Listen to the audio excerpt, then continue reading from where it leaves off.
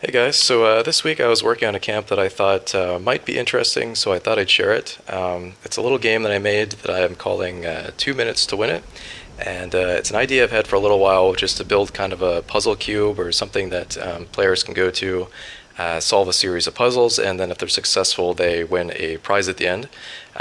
So this camp, and I have some instructions on the side here, but basically the idea is that you go inside the camp, you flip the switch that's there, and then you are challenged to solve four math problems that are separated by some of the rooms in there. And if you solve all four, you get a prize at the end.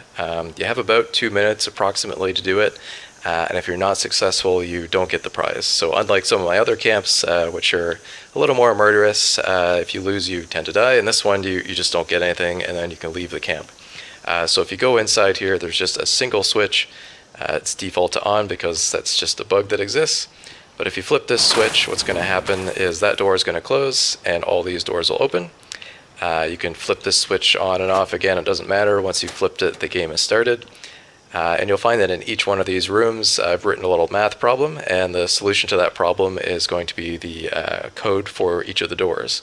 So in this case, the code is going to be 9475.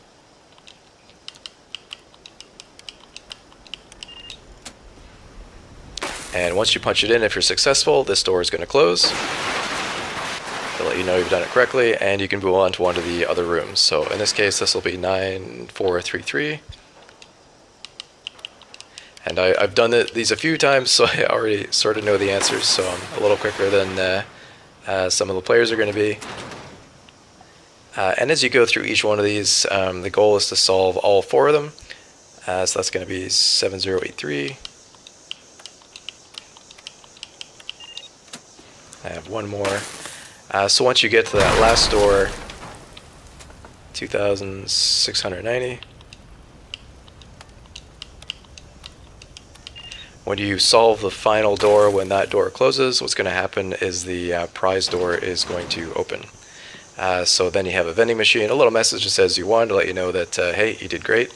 And then inside I've just put some random stim packs or maybe some legendaries. I don't have anything in there right now, but I just put it for 0 caps, and people can take whatever they want, or they can just take the whole thing. Then of course they are free to leave the camp without me injuring or killing them in any way, which is unusual for some of these camps. But on the flip side, if you don't actually beat it, what's going to happen is instead of the you won message and the vending machine, there's a timer working in the background that's going to destroy that, and instead you're going to see a wall that says you lost, and sad face, you weren't fast enough, and then you can still leave the camp and I don't kill you, which is a surprise to everyone. As for how the camp is wired, it uses a lot of the stuff that I've talked about in other videos like Beat the Clock and the power pathing priority.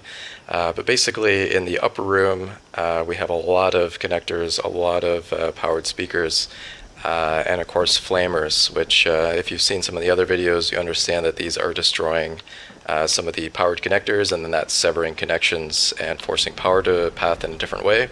And essentially that's what's happening with those powered doors is as you punch the code in, it's powering a flamer that is above it, which is destroying a connection to the door, closing it, and then the power that goes to that door is being rerouted eventually in the back to these 3 powered speakers, and then the third one is hooked to the power door on the other side. So essentially you're working your way up to 4 power, which is enough to open that door. And on this side here, I couldn't entirely fit it at the top there, but this is the timer, so I basically just have the same thing, a bunch of failover connections, and we have a couple Teslas here, and these are what I'm using to make the 2-minute timer, because when you turn these on, when they get power, they last about a minute before they break. So basically it starts on this one, and when that breaks, it goes to this one, and when that breaks, it's going to go to this powered speaker, which is going to power the flamers, which are in this room back here, and those flamers are going to destroy the wall, the vending machine, and the door, and that's what's going to show the message to say that you lost. I hope you thought this was interesting. I thought it was maybe an interesting take on doing a little mini game for someone, and I've left it up for a while, and people sent me messages and said it was pretty fun and interesting, so maybe you'll think the same.